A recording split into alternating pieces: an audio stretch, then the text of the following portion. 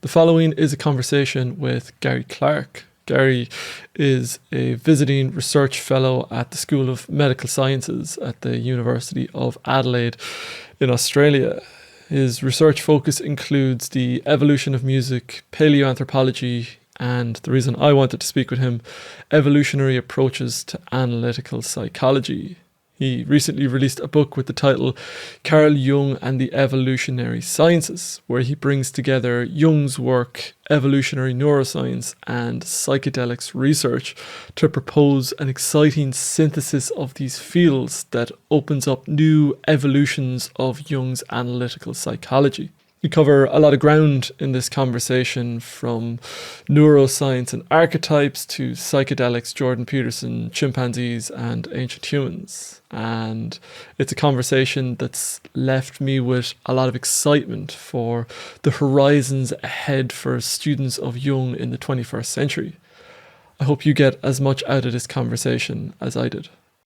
Gary, how are you? Good, thanks. Yourself? Oh, not too bad. I was very happy to hear you say, how are you going, a while ago when we were chatting. It's kind of nice getting the Aussie vibes going again. Yeah, we have a different manner of greeting over here. Yeah, it was something that just struck me when I went to Australia. I kind of went, how are you going? That makes no sense. And then I thought, well, how are you doing? Doesn't really make any sense either. So what do I know? None of it really makes sense. You reached out to me just saying you are a fan of the channel, and then you were sharing some stuff about your work, which is in, I guess, where Jung and evolutionary biology kind of meet, or evolutionary psychology. Correct me which one of those fields, or whether that's even a worthwhile distinction. But so I'm just curious to hear about your work. You've written a book, I think that came out this year, on the topic. Yeah, it was. Well, it's the imprint is this year, but it was actually released last year. There's a bit of crossover between when a book's available on the market and when its imprint is as its release date in the inside cover. So officially this year. So that book is it's about that overlap between Jungian thought, or I guess updating Jungian thought in light of evolutionary psychology. Is that right? Well, more in light of I would say evolutionary neuroscience, because evolutionary psychology, I suppose, is a particular domain, and I have criticisms of it. So you can be critical of evolutionary psychology, but still think that an evolutionary approach is worthwhile, and that has to do with evolutionary psychology will find certain tendencies in modern cultures and tend to postulate them as adaptations, as though they've evolved during the Pleistocene. They do some good. David Buss does some good work on cross-cultural tendencies, and that's pretty good. But evolutionary neuroscience is a bit different. So some evolutionary neuroscientists may not accept the premises of evolutionary psychology. So I tend to veer more towards the evolutionary neuroscience. People like Jaak Panksepp. I was going to say, would Affective Neuroscience, his textbook, that would be kind of canonical in this field, would it? Yeah, for me, that's a really important text, because Panksepp, he wrote some quite positive things about Jung in his book Affective Neuroscience, and before he passed away in 2017, he wrote with some colleagues some articles on how far-sighted Jung was in the sense that they postulated archetypes may reside in subcortical or evolutionarily ancient brain systems. And they quoted one of his very early books, actually, The Psychogenesis of Mental Disease, I think it was, where Jung said that archetypes may be related to affect or emotion that are in very evolutionarily ancient brain systems, and that these evolved before the emergence of consciousness, which is a more recent evolutionary phenomenon. And that's why we see these very ancient systems manifest in dream life and various other forms of ritual life and altered states of consciousness, where these more ancient brain systems emerge into consciousness. Panksepp made the very interesting observation that as the cerebral cortex evolved, that led to a kind of that it took over in a sense, or became the basis of new forms of behavior and thinking, and the older emotion or affect-based brain systems were kind of relegated to background information processing. And when we go to sleep, that background information processing continues, and hence the importance of dream life, because we're actually getting knowledge coming up through ancient brain systems into more recent brain systems that have been that are the accumulation of millions and millions of years of evolution.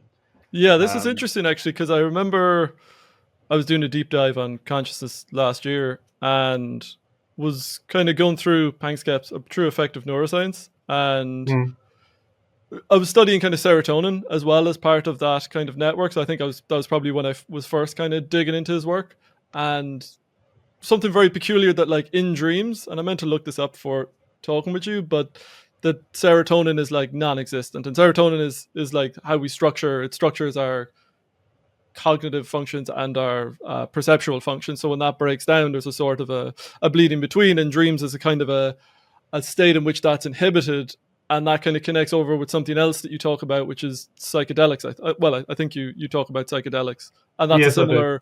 He kind of connects those states in terms of like lower serotonin, and thus, I guess, yeah, and I kind of knew I was in over my skis a little bit with the serotonin stuff, because I was like, well, there's like 14 different receptors here and it works in all these different ways.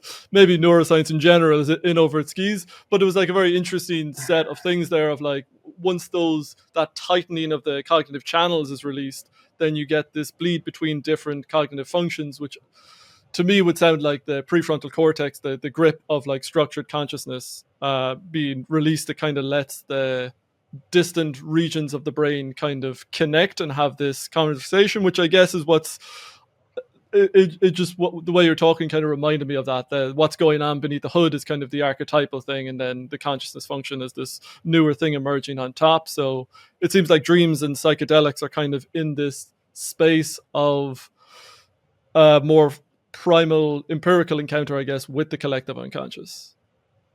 Yeah, well, I don't know whose research you were referring to, but if you look at Robin Carhart-Harris, he's in California now, but he started the psychedelic research in Imperial College in London, and he did a lot of work on serotonin receptors in cortical regions and the default mode network, which is an important brain region. We can talk about that a bit more later. Mm-hmm. But he looked at the serotonin receptors in that part of the brain and tried to figure out, which is deep down in the brainstem, I think, right? It's kind of where it's all created, and then it kind of spreads throughout the... Yeah, and there's stuff on pyramidal neurons and things like that, and trying to, because the serotonin, because psychedelics are serotonin reuptake inhibitors, when you take psychedelics, you're going to change the serotonin levels in the brain, and that apparently leads... Say that again, because SSRIs, the antidepressant medications, would be serotonin reuptake inhibitors, right? But psychedelics have a similar function or action, but their effects are different. So they have a similar way of operating in the brain to antidepressants, so they are what do they call them? SSRIs, selective serotonin reuptake inhibitors. So I guess that as a lead into, I don't know if dreams and psychedelics are a great way of unpacking your theory, or whether you want to kind of... No, that's an excellent way, because if you look at Robin Carhart-Harris's work, which I talk about a lot in the book, he sort of made the case that dreams, the psychedelic states of psychoses and also archetypal religious experiences all have a common, or are all similar in the sense that they all lead to a collapse of neural hierarchies and the emergence of evolutionarily ancient brain systems into conscious awareness, as I was saying before about Panksepp. And he made a distinction between primary process brain systems, which are evolutionarily ancient affect or emotion-based brain systems, or emotionally laden brain systems, you might say, and secondary consciousness, which is the part of the human brain, a more recently evolved system associated with the default mode network, ego consciousness, metacognition, and all of these uniquely human cognitive functions. So we can have thoughts about thoughts, and we can have thoughts about other people's thoughts about us. So there's all of these complex forms of interpersonal metacognition that humans are capable of, which probably underpinned our evolutionary success, but it can also be not only a blessing in evolutionary terms, but also a curse. So that system can become overactive, and people can over ruminate, and that can take them down into depression and various forms of mental illness. But what the psychedelics seem to do is they kind of loosen the hold of that more recently evolved secondary process system associated with ego consciousness. They loosen the hold of that system, which it has over the entire brain, and makes the brain looser and more flexible, and enables people to recalibrate their consciousness, if you like, and maybe establish new patterns of thought.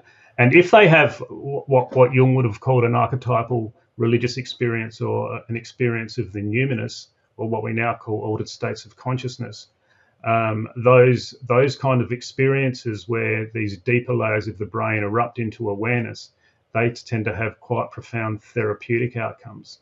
And the work of Roland Griffiths, he was one of the people who pioneered psilocybin, or magic mushrooms, for treating mental health issues. In his work, they found that the best predictor of recovery from depression was having a peak mystical experience during the psychedelic therapeutic session. So there seems to be... Also, he's coming from psychedelic kind of study as well, is it? Yeah, Roland Griffiths, he kind of was the one to get the ball rolling in that. I think it was maybe around 2006, or maybe a bit later. I'm not sure of the dates. But because psychedelics had been kind of forbidden from being researched and everything since the 60s, and Nixon kind of outlawed them, and all of the research that had happened then, which was really promising, was kind of shut down. And Roland Griffiths got it underway again, and he's a psychopharmacologist, and he did he's a hardcore empirical scientist, studying brain pharmacology, and he decided. So kind of Johns Hopkins is a big place now for psychedelic research, is it? There's kind of a few. Yeah, Johns Hopkins, Imperial College in London, and then the University of California, I think, where Robin Carhart Harris is at the moment. Or somewhere in California, I can't remember. Yeah. They're two of the main big universities. Yeah. Yeah. So you introduced a distinction there between the secondary and primary. So the secondary seems like that's what Jung is talking about with ego consciousness. It's the I, me, mine, the conscious experience of the conscious phenomenological experience, and then I guess this primary thing is that what Jung would call the unconscious? Is this the what's beneath the surface, or what do we mean by primary there? Yeah, that's sort of the point that I'm making. That's a similar point that Robin makes. That these primary process evolutionarily ancient brain systems is what Jung had in mind when he talked about not only the unconscious but the collective unconscious. So this is not the unconscious that results from repression during your individual life, the kind of Freudian unconscious. This is the collective unconscious.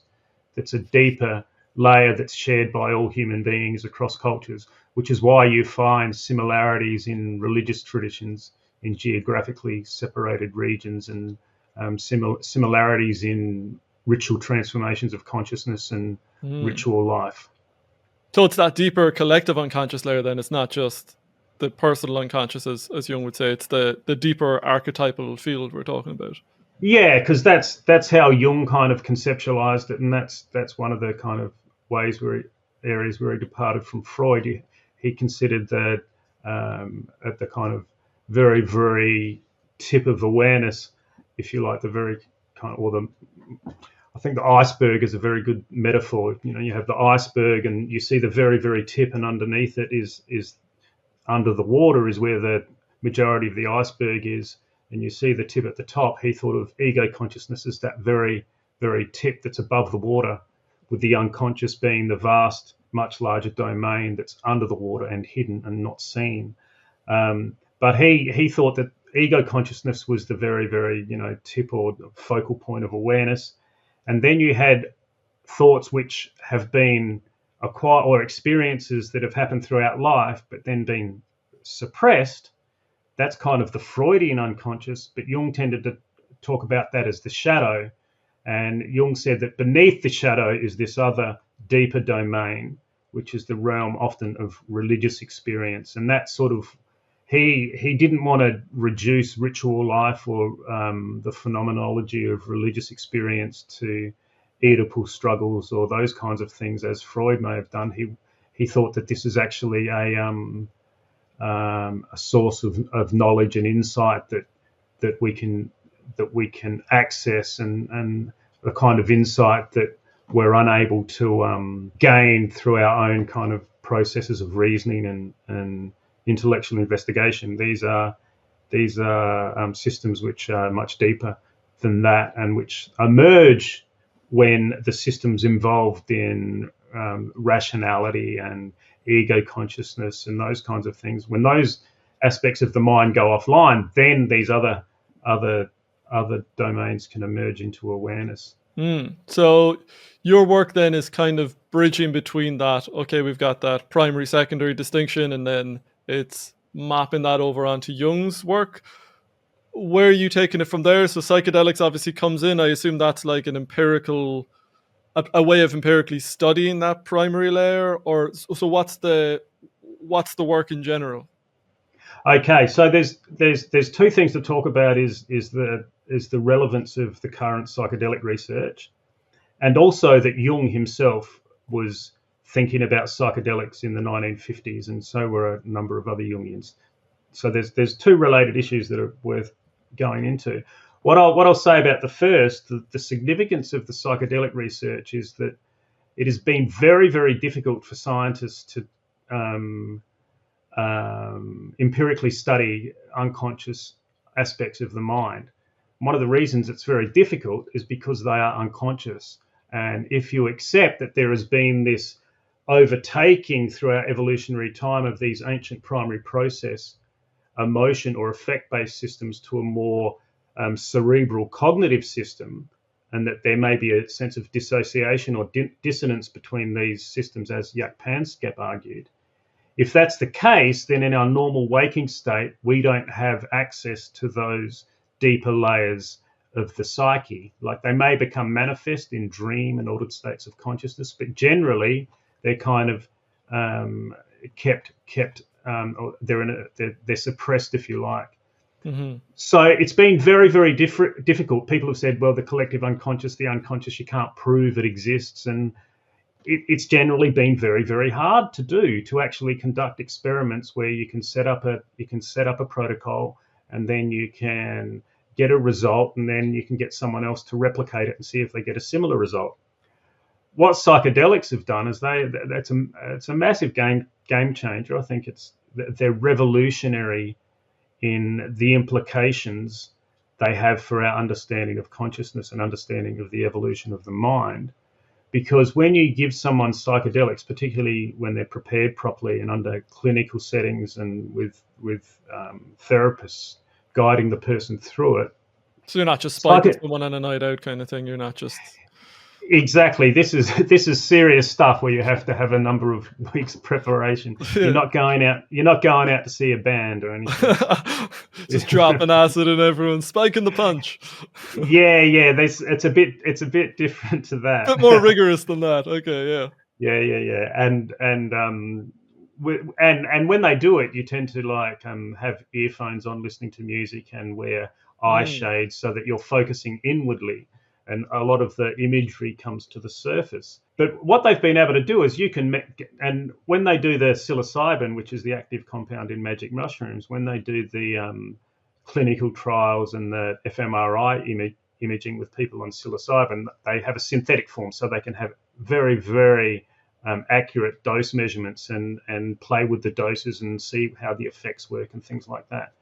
But you can give someone the right dose and make sure that the setting is the same, is consistent across experimental protocols.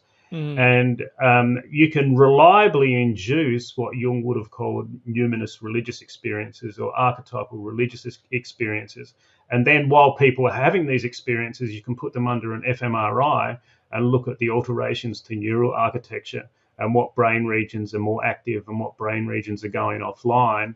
And then you can collect subjective reports. So when the neural architecture was altered in a specific way at half an hour or 45 minutes in, then you get people to report what they experienced. So you can correlate the subjective reports with the changes in neural architecture. So we're able to understand the first person subjective experience of these kind of experiences of the unconscious or the collective unconscious and these deeper primary process layers of the mind. We can understand the experiential nature, but also see how these experiences are correlated with specific alterations in brain connectivity and neural architecture.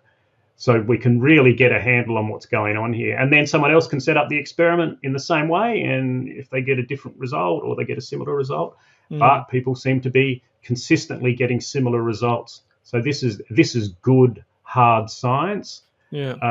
And it's mapping neuroscience over onto the phenomenology of the experience. Yeah. The word I like to use for it is neurophenomenology. So you're not reducing these states to mere brain states. You're acknowledging the phenomenology. You're getting the inside and the outside of the experience. Exactly. You're mapping them together. Yeah, that's beautiful. Yeah, exactly. And seeing them as two sides of the same coin, if you like. Now, I'm wondering because, okay, with Jung, we've got that numinous element of the unconscious, of the collective unconscious. That's a very high level Jungian concept, we'll say, compared to like getting into the depths of like specific archetypes or specific types of experiences. I mean, have we got any more specificity, any more concrete instantiations of Jungian theory or things we can connect more to Jungian theory rather than saying, hey, these people are having numinous experiences with primary things that are maybe, homologous to like different experiences within either humanity or different religions. You're saying different experiences across the ages. Like, do we have more something more than saying this maps over onto Jung's thing with archetypes, collective unconscious, full stop, or do we have more to work with there?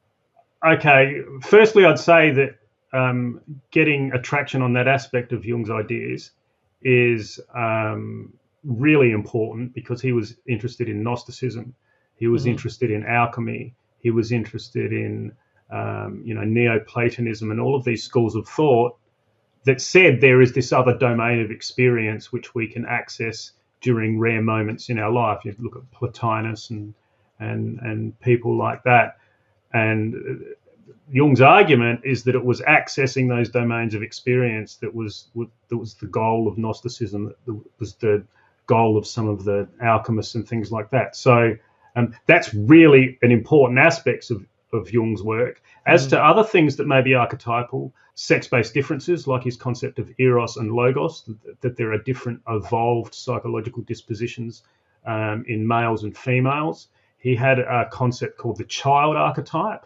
And when you find these during psychedelic experiences, and the kind of secondary process forms of ego consciousness go offline, if you like, there seems to be a developmental regression, if you like, to these primary process states. Often that might be compared to the state of consciousness evident in infants or in children, which the state of consciousness before secondary consciousness develops during our development, or what biologists call during ontogeny.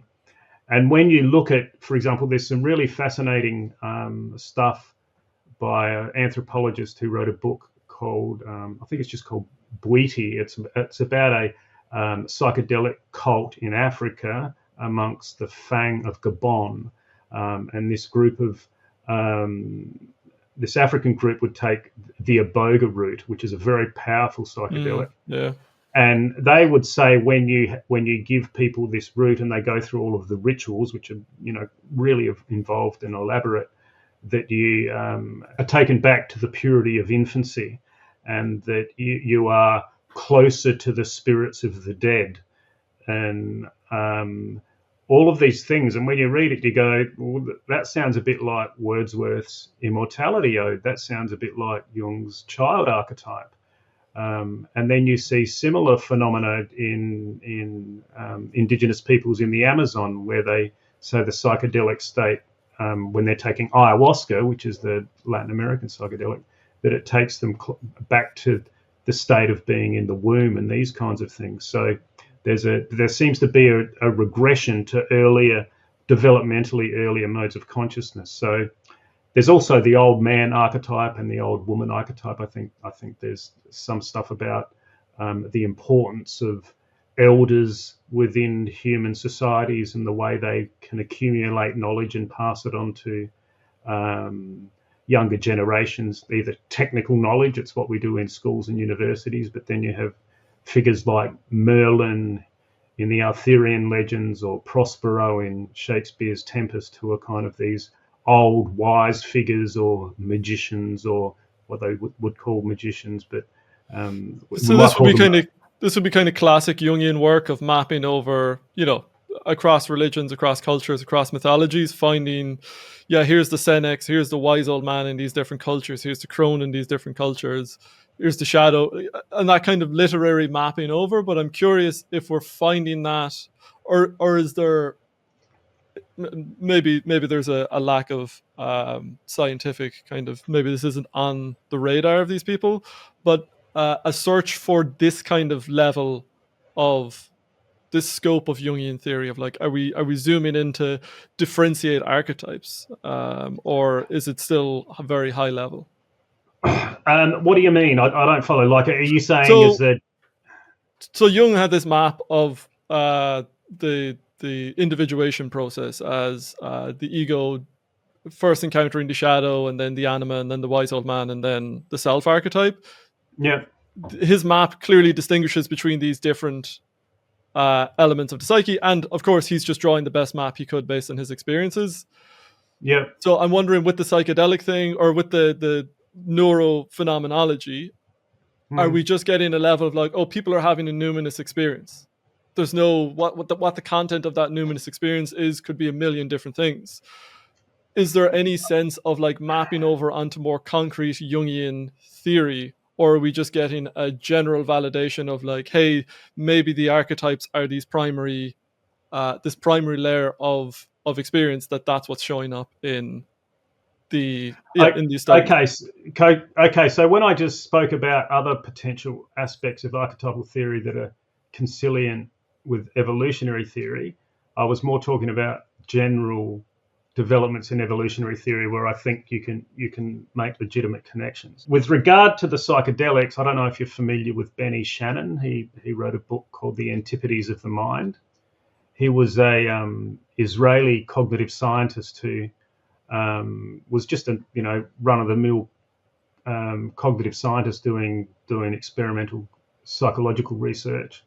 And he went on a trip to Peru, and while he was being taken on a trip by his tour guide, who was an indigenous person, she started talking to him about her life history and her struggles with her family and her various psychological problems and how she solved them and things like this.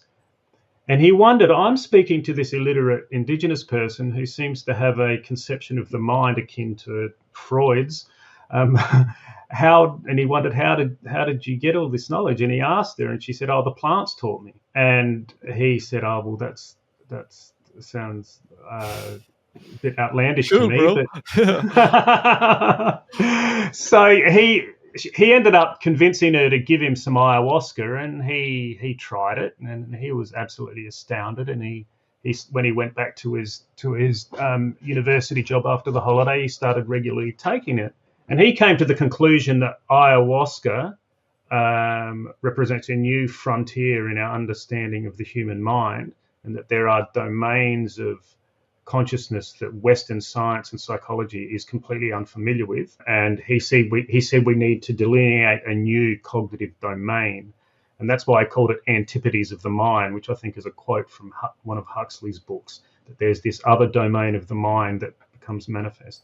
Now, the reason I bring him up is he collected over a 15-year period, I think, he collected over, I think, 1,500, maybe 2,000 ayahuasca reports, and then he did a statistical analysis of them. And he found that whether you're taking it in a unit in New York, or you're an indigenous person in the Amazon, there tends to be similar motifs. And so the motifs that you have are non-random, if you like. So there's something that's channeling them. And one of the most common ones he found were maternal figures or feminine figures that occur in these visions. And this is very common in the indigenous cultures. And it's no coincidence that they call the forest is Mama Forest. They refer to the forest as a maternal domain.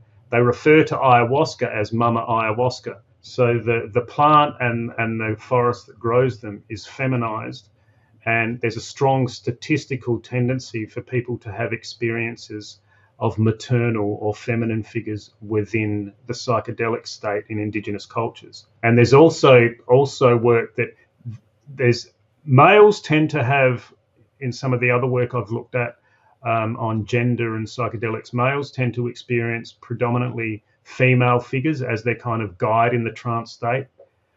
Females may tend to experience either male or female, but quite often female figures. So this would suggest evidence for Jungian's mother archetype as a kind of unconscious dimension of the male psyche, that when you break down the structures of ego consciousness, it emerges into consciousness as in forms of visual hallucinations and visual imagery and things like that. And is that just with ayahuasca? So obviously ayahuasca has that maternal or grandmother kind of connection. You mentioned the African, what is it, Abanga, or what? I forget what that one was called. Iboga, or there's what's the one that comes off the frog? Like, do those ones has this level of study been done with those? Is there a correlation with a feminine in those, or even psilocybin, or is that specifically ayahuasca that would have that? Well, this is where a lot of more research needs to be done. But when you have this framework, like the stuff that I talk about in the book and some articles I've written, I've developed this Jungian framework informed by evolutionary neuroscience. And then you can go read ethnographies of people in Latin America and in Africa that have been written, 20, 30, maybe 50 or more years ago. And all of a sudden it starts to make sense. You start to see these motifs in the anthropological literature. Now, these anthropologists were not collecting data in order to confirm Jungian theory or in order to provide information for contemporary researchers in psychedelic neuroscience. They were just collecting what the people said to them. And then when you start to find similar motifs emerging in Africa and then in Latin America, and we have similar things in Australia. There's a book by a famous Australian anthropologist, A.P. Elkin, and he wrote a book called Aboriginal Men of High Degree. And this is about the processes of initiation that Aboriginal Australian men go through, from their initiation at puberty through to the initiation of ritual elders who are kind of custodians of sacred knowledge. And when they go into trance states during ritual, they would say that they enter the womb of the giant rainbow snake and are regurgitated and reborn as a child. So you're getting similar things happening on these different continents. And why is the question that needs to be answered? And Jung came up with a reason, like he had a pretty good stab at it, I reckon. Actually, I'm curious how you map this over with Peterson, because Peterson maps of meaning is almost like an earlier version of this in some ways, where he's kind of mapping over, I think, coming out of maybe not effective neuroscience, but he's mapping out that kind of the exploratory system of the brain, I guess, and he's kind of going between Jungian theory and this neuroscientific perspective. Would he be kind of a pioneer in this approach? Yeah, I think what he's done in Maps of Meaning was quite good.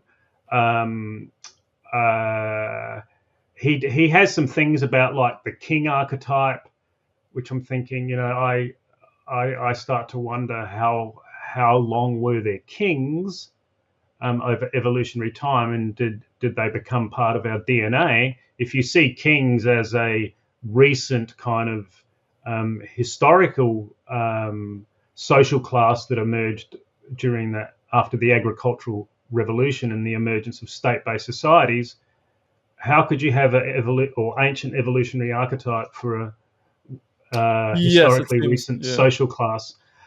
So, there's those kinds of problems with that approach. I have no problem with saying the king archetype is a cultural archetype, because I think that would, the benevolent king or the malevolent king, he has this kind of duality, which I think is useful. Where I depart from Peterson, I did write an article on his more recent books on the The 12 12 Rules for rules. Life and Mm-hmm. some of his other stuff. And I think he's got a lot of good stuff to say, but I think he kind of gets clouded a bit by his reactionary ideology.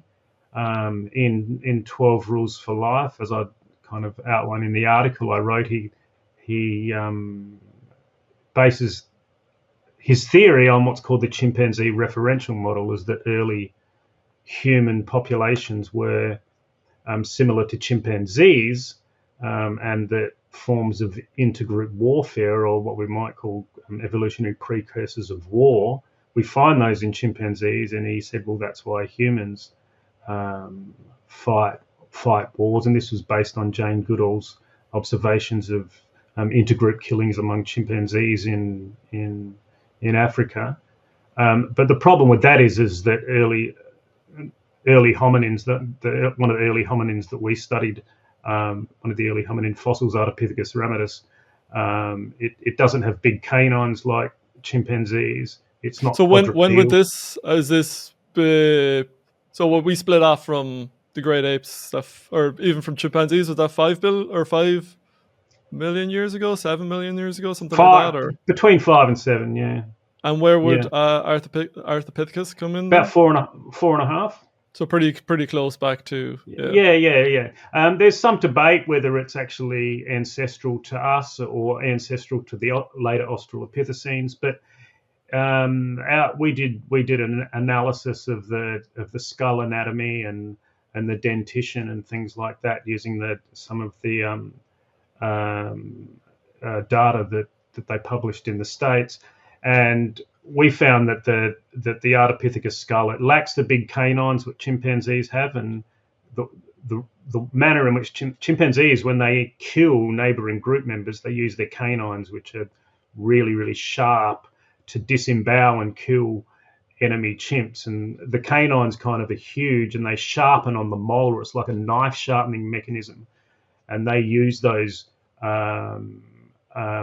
canines in what's called male tournament behavior, or conflict between males, like deer would use antlers and things like that. Ardipithecus ramidus, you don't see these large canines in the males. The canines have shrunk like humans. We don't have large canines. And also there's a hole in the bottom of the skull called the foramen magnum, and that in humans it comes out the bottom of the skull, whereas in chimpanzees it comes out the back.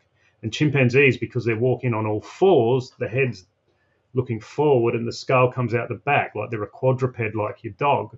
But if you're bipedal and standing on two legs, the skull comes out the spinal cord comes out the bottom of the skull, or joins the brain through the bottom of the skull. So when you find a fossil and that big hole through which the spinal cord connects with the brain is at the bottom of the skull, that's suggestive of being a hominin or ancestral to humans or within our evolutionary group. And what that also suggests is that very, very early in our evolution, humans adopted bipedal posture, and they had different hands and were able to manipulate tools and things like that, which chimpanzees are unable to because they're walking on their knuckles and they're swinging, using their hands on the trees. But Ardipithecus seems to be a biped, but it evolved in a forest habitat and not the savanna. So there's all these things that have, and one of the main theories with the chimpanzee referential model is as we left the forests and went out into open savanna habitats, that's when we became upright and bipedal, so we could look over the grasses and see predators and things like that. But we're starting to find more and more evidence of bipedalism much earlier than that in these big Miocene forests, where you're getting increasing evidence of bipedalism evolving long before we moved out of the forests and the demographic expansion into Africa and throughout the rest of the globe. So the long and short of it is that using chimpanzees as a proxy for our very earliest ancestors has been called into question by more recent fossil evidence. But Peterson uses chimpanzees as his model for how early humans evolved, and that's the basis of his lobster theory and various other aspects of his social psychology. And he also kind of assumes that there was patriarchal and hierarchical social structures go back to these ancient early human primates, even back to lobsters and these sorts of things.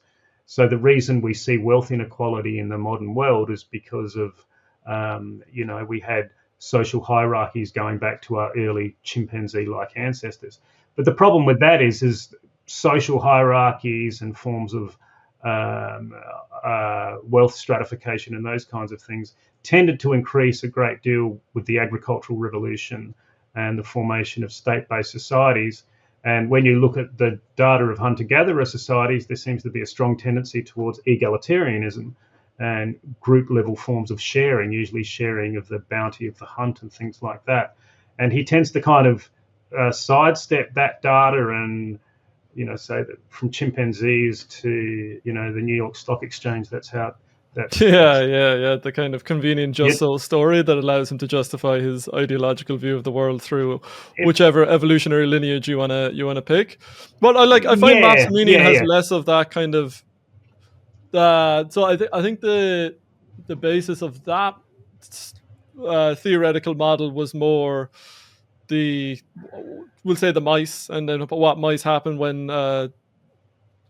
So basically, like the chaos versus order dichotomy, in the sense of like, is this a safe space, or is this novelty, or is this something we know and can habitually interact with? And then mapping that over onto the Gilgamesh myth, I think, was the main thing. That it definitely seems less offensive. That I'm still, now I need to go back and read it, but I still find it a very convenient model to use. I'm wondering what you think of.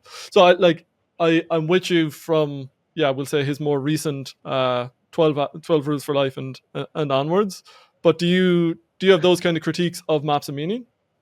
No, and I have Maps of Meaning, and I've read it, but I've not read it all the way through, and I intend to. So I dip into it. I've read the introduction, I think, and I've just dipped into it here and there, and I from what I've read, I really like it.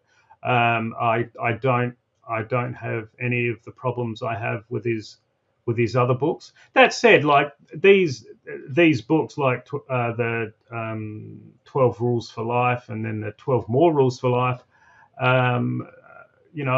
despite my reservations about some of the ideas, I still think there's, I have reservations about his politics and how that's kind of clouded his thinking, but I still think he's saying interesting things. Yeah. I'm not going to reject him wholeheartedly. Because it does seem like an interesting map over with your own thinking, because the idea of like bringing evolutionary theory, neuroscience, and Jungian theory together is kind of was his thing with Maps of Meaning, and I guess I kind of a pattern throughout his thinking. So it seems like there's at least a similar sensibility there. I think so, and I was when I watched Peterson's lectures on shamanism and stuff like that before he um, became famous in the gender debate, and the kind of free speech stuff he did with his criticisms of the Canadian government. I can't remember what the bill Build was, but C62 or C52 yeah, or C16. yeah. Sorry. So I was watching his lectures on shamanism and Jung, and before he was became this Culture warrior. culture warrior, and I thought it was great. I thought, oh, this guy's, I thought we're really on the similar page. And that would have been 2015, 2016, I think, maybe even back around then sometime. You were on So till before he hit the mass saturation. yeah, because he had these great lectures on shamanism and Eliade, and he was talking about psychedelics and all of this sort of stuff. I thought, oh, this guy's great. Yeah, that's good stuff. That's good stuff. So I bought Maps of Meaning back then. Right, yeah. And but still haven't got around to reading it all the way through. But I from what I've looked at, I really like it. Where you're bringing in I think to go back to Jung, I find this with the race stuff, and we won't get into it now, but I just find that hey, we shouldn't take Jung as our canonical thing that has to be right or has to be demonized. It's just science has learned a lot since then. We update. So is there something in the anima animus thing? Perhaps. Maybe the content he had in it is wrong. You know what I mean? It's kind of rather than having to have Jung either live or die by Jung, it's kind of well, we can take that as a map. Does it work? Then we update it. And if not, and it's this kind of thing in Jungian theory that I think there's a danger in having this founding father that you kind of have to have as this canonical source, as a father you rebel against or as you hold up aloft.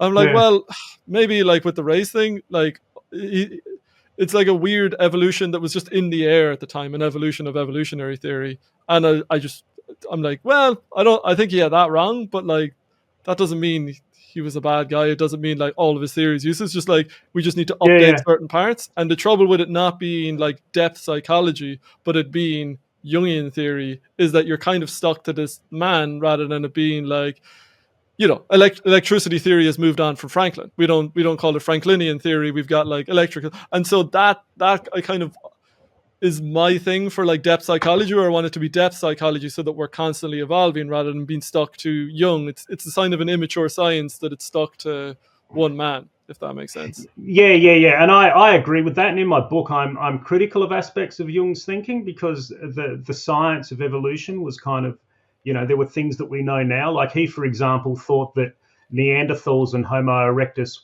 were kind of ape men, and they were very primitive and closer to the apes. And now that we have evidence of Neanderthal DNA showing Neanderthals bred with archaic Homo sapiens, that suggests that they were probably of the same species. And archaeological finds have shown Neanderthals had art and forms of complex music and all of that sort of stuff. So Jung was formulating these ideas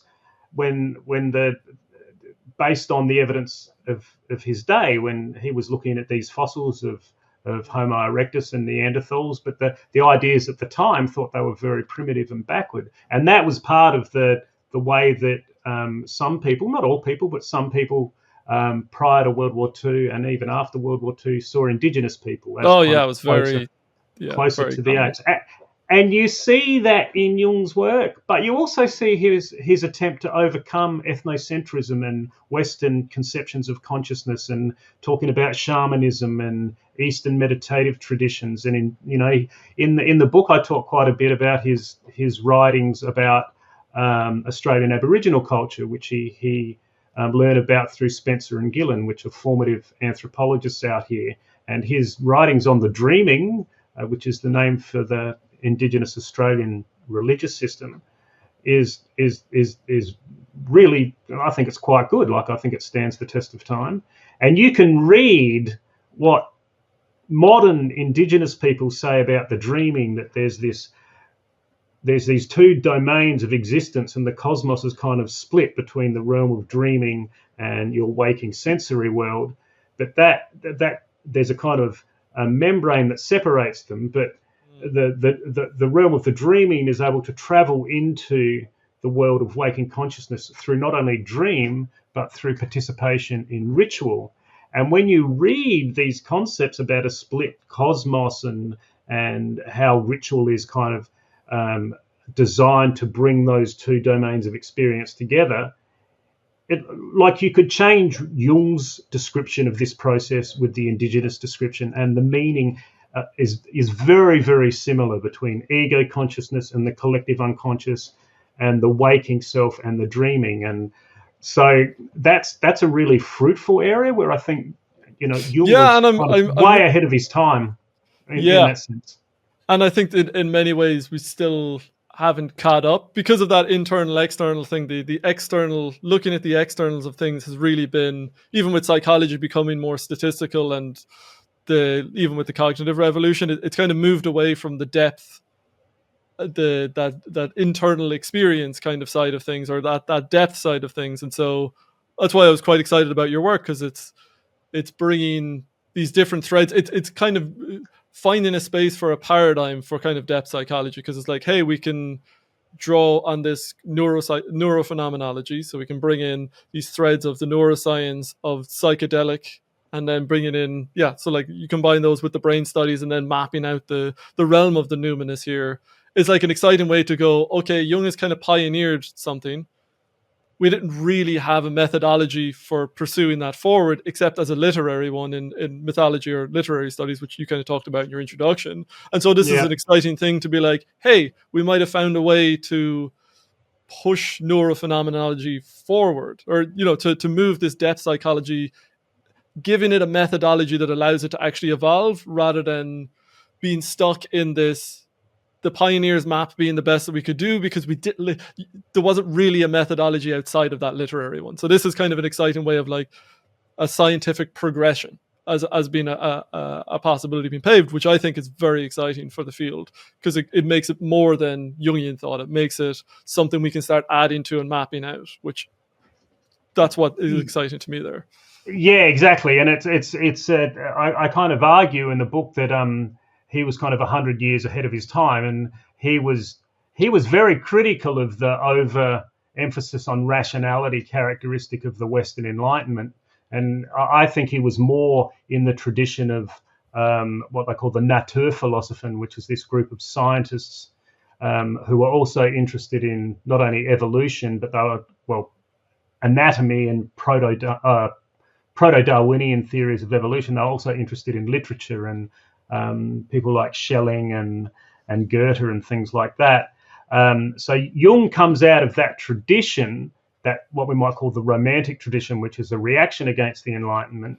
So he was critical of the overemphasis of rationality in the Enlightenment, but he also wanted to extend the Enlightenment project of empirical observation and unite a scientific empirical worldview with the kinds of experiences that you get in art and ritual and religious life, and move beyond that.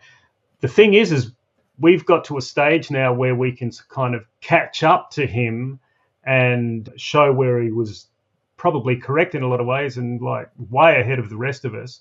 But we have a lot more empirical data and methods of statistic analysis and neuroimaging and stuff like that to ground it or to develop his ideas in a more empirically grounded manner than probably he would have never imagined would have been possible. So it's quite exciting, and to see him being vindicated after being kind of rejected by the scientific community. I guess it's like it required other things maybe before it could be adapted, and I could kind of map this over with McGilchrist's work. I don't know if you're familiar with McGilchrist, the left and right hemispheres. This kind of because what you're talking about with the reductionist kind of side is kind of the left hemispheric dominant culture of, we'll say, the scientific revolution through to that's descendants in materialistic reductionist modern science, which has been so successful because what you measure it's you can make great progress in that. And I think the thing with the Jungian thing and with the right hemispheric thing in general is that like it's a bit softer, so it's kind of hard. The edges are a bit more blurry, so it's hard to be as quantitatively as confident in that sort of thing that you're making progress as you can in something that's like very quantitative. So I think it's finding the space for that, and these new, I guess, scientific methodologies, that you've kind of talked about, are opportunities for doing that and for bringing these things together so that we can develop this further, rather than it feeling like, oh, this is another guy's take. You know what I mean? Rather than being like, oh, this is another religion, this is another kind of mythic take on something that's been talked about for years, this is another poetic take. It's like, hey, can we have some rigor that we can kind of, Thomas Kuhn talks about what makes a paradigm. It's like having a shared language and then being able to build on that and having a methodology that's shared. And then that paradigm inevitably runs into crisis. And then, there's a revolutionary scientist who bridges into the next one. I think for Jungian theory is that it lacked that real paradigmatic kind of like methodology and way to move things forward. And so maybe it's just the thing that its time has come, because we've got methodologies and technology that can now start using this and start studying this. So yeah, maybe ahead of its time, or maybe just come of age. And it's also come of age. I think that's right. And it's also that we do have to overcome, and this is where I kind of think that the postmodernists who have a critique of the Enlightenment have a legitimate point. So their writings are not worthless, but I wouldn't go so far as to reject the Enlightenment wholeheartedly. And Enlightenment. Even Foucault said he was a student of the Enlightenment. He kind of affirmed himself as part of that tradition. So there is a strange, and you could look at someone like Habermas, and he's become even more like centered kind of liberal. So there's a weird disconnect between like the progenitors of what's become, like, we'll say, the new left tradition that's hit mass saturation with the Great Awakening, and some of these things. Now, obviously, Foucault had a weird relationship with the Enlightenment, but there's a strange lineage there, things and how things get smudged and messed up a bit. But I was going to say that the critique of the Enlightenment that Jung has is that underneath the rational self, there's this collective unconscious, which is a really important source of or the font of universal forms of religious experience, and also important for mental health. If you can integrate ego consciousness with these deeper layers of the psyche, what he called individuation, integrating recently evolved brain systems with more archaic brain systems, that's a bit different to the postmodern critique, because they're not saying there are riches beneath rational consciousness. They're kind of saying rational consciousness is ideological, or people who will defend the Enlightenment. Neither side is looking at this deeper layer between rational consciousness. And I think the important cultural shift we're seeing, and this is coming from the neurosciences, as people are saying, and like Benny Shannon I talked to before, they're saying, hang on, there's this other domain of experience that the West has kind of neglected for centuries and which has kind of gone underground. And Jung was aware of this. He realized that this other domain resurfaces in cultures through Gnosticism, through alchemy. And now we're getting to the stage where the neuroscientists are saying, hang on, there's something going on below consciousness that's really important. And that's kind of where I think there's been convergence from people coming from the neurosciences and Jung.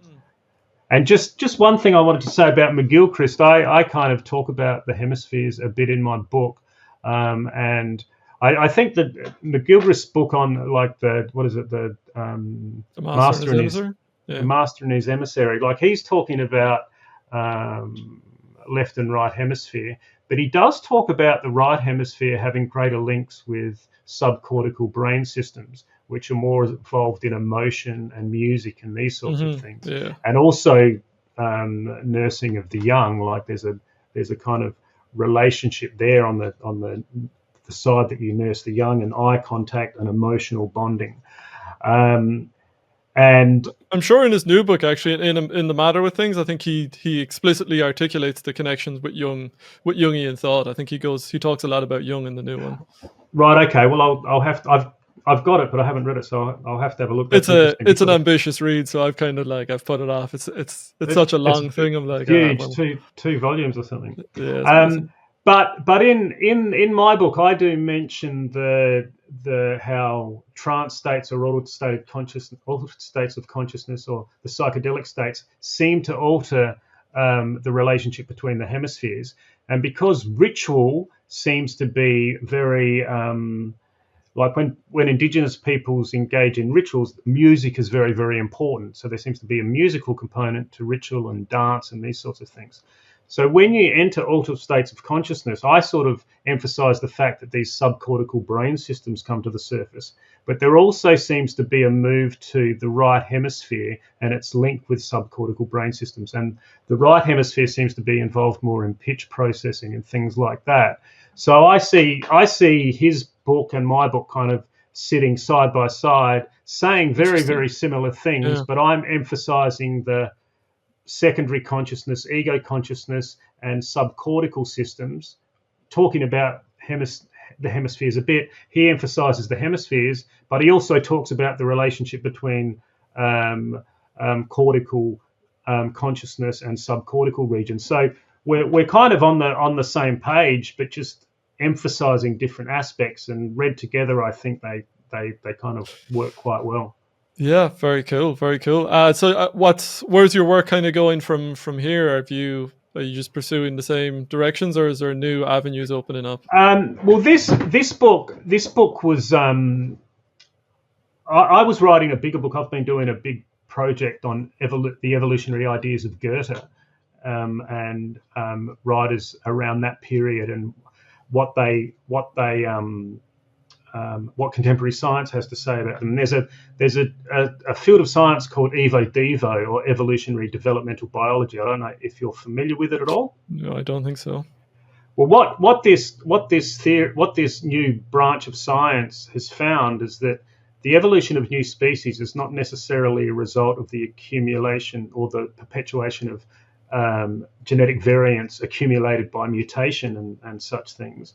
But in order to get the evolution of one species to another,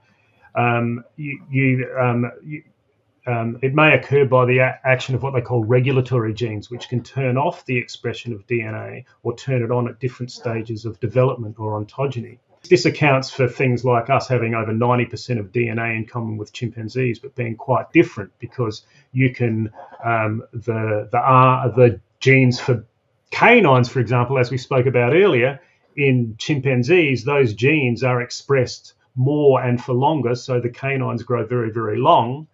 Within humans and very early hominins like Ardipithecus ramidus that I mentioned, it seems that the canines, because they don't grow very long, the genes involved in their growth were probably turned off at a very, very early age. So you can get alteration of development or alteration of ontogeny, and those alterations can give rise to new species, not through changing the coding DNA, but through changing the way that regulatory genes can alter the expression of coding DNA.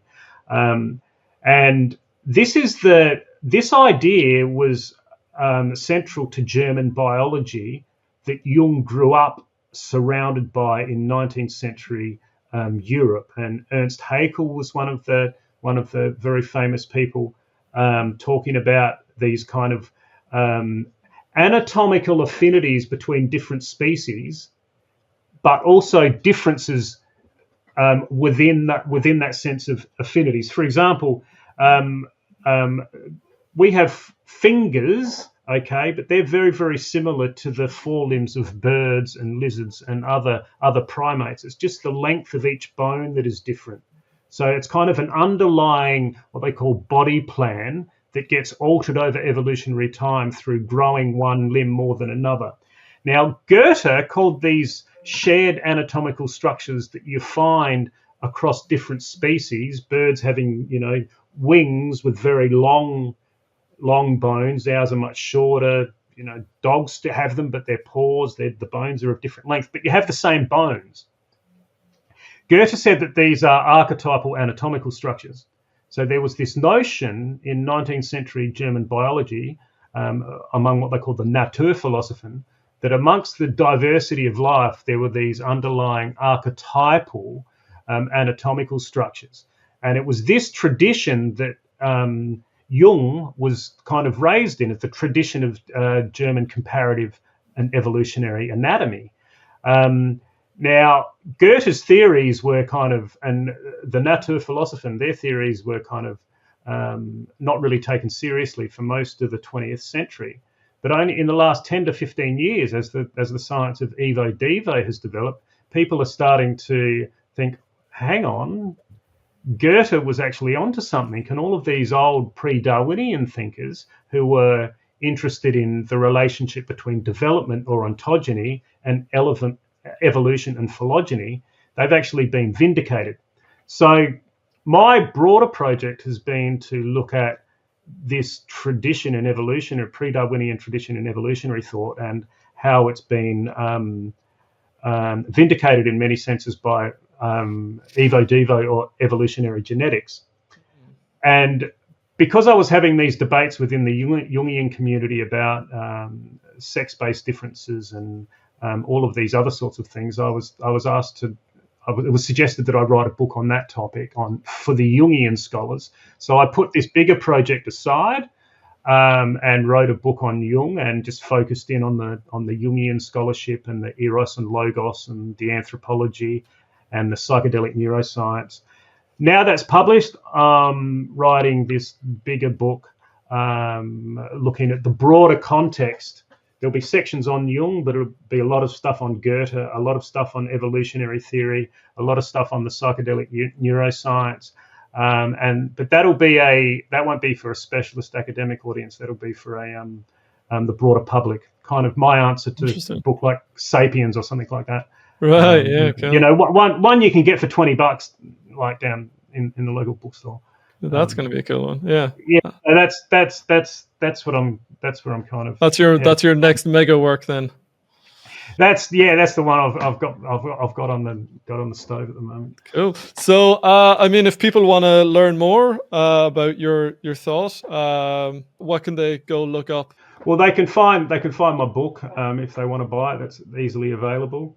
I've written a fair few articles. Some of them are available for free on Academia EDU or ResearchGate. So yeah, if they want to, I'll link all those down in the description if people want to pursue more. And I have one final question for you. Is there anyone you could recommend for furthering the conversation here? I kind of trust in your maybe pointing me in the direction of someone more interesting to talk to and pursuing that along rather than trusting my own. I would contact Erik Goodwyn. He's editor-in-chief of the International Journal of Jungian Studies, which is the journal that I publish a lot of my work in. He has a background in the biosciences.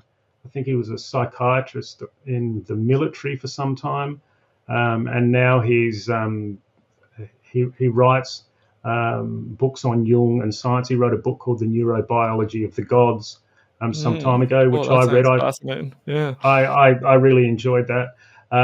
But he's really rigorous.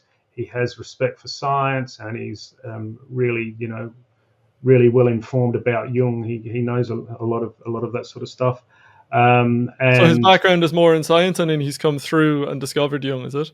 Yeah. He has a background in what he calls biomedicine. So, you know, he's read a lot of the evolutionary stuff, and he kind of tends to agree with me that the cultural theory turn within Jungian studies and the anti-biological turn has had an adverse impact on Jung's thought, which I think it's a betrayal of his desire to have an empirically grounded conception of the human psyche and its evolution. So the rejection of the biological aspect of Jung's work, either because people think he's racist because biologists are racist, or he's sexist because biologists are sexist, that kind of stuff, he tends to agree with my critique that this is that we need to reclaim the evolutionary thought of Jung, who was an evolutionary theorist. He loved it. He was inspired by fossils of